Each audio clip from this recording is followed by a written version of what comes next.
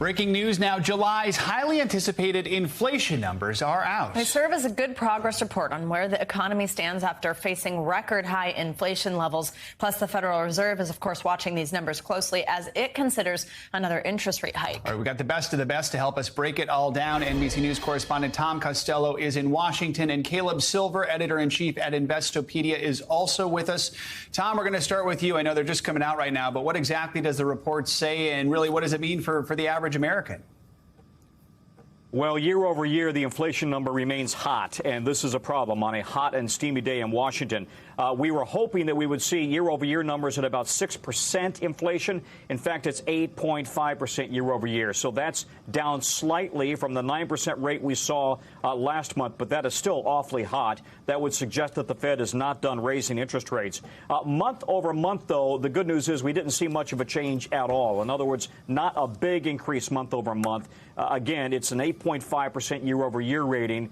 And anybody who goes to the store or who buys gas or who buys an airline ticket knows prices are higher, although gas prices have dropped a full $1 or so from where they were back in their highs back in June. Without food and energy, if you take out food and energy of this report, then we're looking at about a 5.9% increase.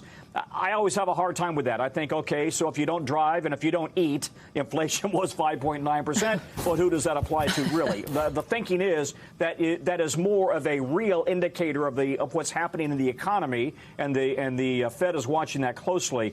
But the bottom line here, as it relates to most Americans, the numbers are still hot. Let me just take one quick look here as we watch the urgents coming in here.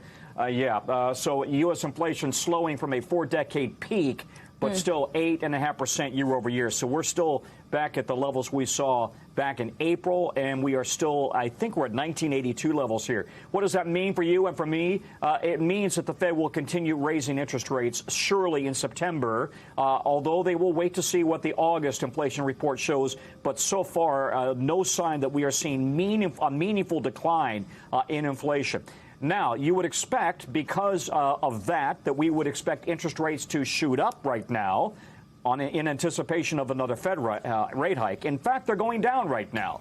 But we would hasten to add that as it relates to the 30-year mortgage, you almost need a Ph.D. to understand how 30-year mortgage rates work. The Fed does not set mortgage rates. That is set by what's happening in the mortgage-backed securities business, in that bond market, if you will. And sometimes that move can seem counterintuitive.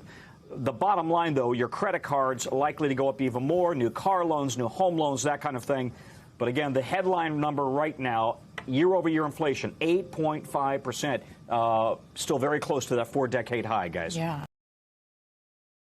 Thanks for watching our YouTube channel. Follow today's top stories and breaking news by downloading the NBC News app.